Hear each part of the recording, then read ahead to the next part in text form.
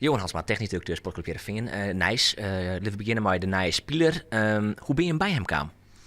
Nou, wij kenden hem natuurlijk al een tijdje en we hebben hem de laatste paar wedstrijden nog intensief gevolgd. En heel snel gehandeld. Afgelopen dinsdag is het begonnen en vandaag kunnen we hem presenteren. Ja. Wat voor type speler is het? Nou, het is een speler die veel in de 16 meter komt, die goals kan maken. Dat heeft hij ook bewezen. Als je naar zijn hele track record kijkt, heeft hij volgens mij bijna 1 op 2 gelopen. Hij deed het ook heel goed in Zweden. Hij heeft daar 17 wedstrijden, 12 goals gemaakt. Nou ja, iedereen weet dat Heerenveen ook graag doelpunten wil maken. Dus, en daar hebben we ook behoefte aan. Dus ja, vandaar.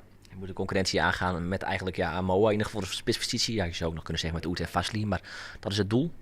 Nou ja, het doel is dat wij spelers halen die doelpunten maken. En hij kan doelpunten maken. En wij hopen dat hij er veel voor ons gaat maken. Ja. Of mag je al zeggen van hij is eigenlijk wel de beoogde eerste spits? Nou ja, in principe moet je altijd in de selectie zorgen dat er meerdere spelers zijn. Dat heb je gezien afgelopen weken. Dan zijn we toch wat dun bezet. En dan is het belangrijk dat je gewoon veel kwaliteit in je selectie hebt. En de beste moeten spelen. Er moet een gezonde concurrentie zijn. Maar we halen hem natuurlijk ook wel met het idee dat hij ook aan spelen toekomt. Ja. Absoluut. Jullie hebben eerder begin van dit seizoen al Oet gekocht en ook aan Moa. Ook alle twee wel voor de spitspositie, alhoewel Oet ook op de flanken kan spelen. Was het eigenlijk altijd de bedoeling om toch nog één spits erbij te halen? Nou, we hebben gezegd dat Oet een talentvolle spits heeft die tijd nodig heeft. En die heeft wat meer tijd nodig in verband met zijn blessure die hij heeft gehad. Maar dat is een talentvolle jongen. Die haal je voor de toekomst. We hebben Matthew gehaald om gelijk een ervaren spits neer te zetten. Nou, Matthew heeft dan wat pech dat hij ook nog niet fit is. We wisten ook dat hij een tijdje niet gespeeld had. Maar als je kijkt naar zijn track record, moet hij normaal gesproken ook belangrijk en doelpunten kunnen maken voor het elftal. Nou ja, en bij Vasli is het natuurlijk het bekende verhaal. Ja. Het andere nieuws is Oussama Assaidi verlaat Heerenveen en gaat naar Liverpool. Jozan krijgt, je vertelde het nice, vers van de pers. Assaidi gaat naar Liverpool. Ik zie een glimlach op je gezicht. Ik kan me dat voorstellen. Ben je gerutsk dat een speler van Heerenveen naar Liverpool gaat? Nou kijk, op zich vind je het hartstikke jammer dat spelers als Narsing, Dost en nu ook dus Assaidi Heerenveen verlaten. Maar aan de andere kant is het voor de club natuurlijk geweldig. Als je ziet, gisteravond, woensdagavond, zitten er 2 spelers van Heerenveen die net recentelijk nog bij Heerenveen speelden, zitten bij het Nederlands elftal. Nou, en nou gaat Oussama Assaidi naar Liverpool. Ja, dat zijn natuurlijk wel visitekaartjes. Op het moment dat je staat te praten of zit te praten met Alfred, onze nieuwe spits, en je kunt dat meenemen in de gesprekken, dan dat is voor hun ook prettig om te weten. Ja, reclame voor de club. Absoluut, ja. Absoluut. Toch is het vervelend, want ja, een goede voetballer verliet Heerenveen. Hoe vervelend is dat eigenlijk?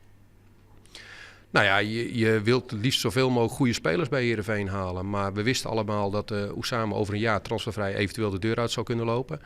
Daarnaast heeft hij ook aangegeven een volgende stap in zijn carrière wilde maken. Daar was hij met zijn hoofd ook al mee bezig. Dat geeft ook niet, maar dat hoort er ook bij. En uiteindelijk is het dan wel prettig dat dat nu al gebeurt. Want dat geeft ons nog de ruimte en de tijd om weer verder te gaan met de invulling van de selectie. Ja. Je hebt nou dus nog een nieuwe spits. Assaidi verliet de club nou. Wat is nou je intentie? Hè? Je bent natuurlijk altijd afhankelijk van prijzen en hoe de markt in elkaar zit.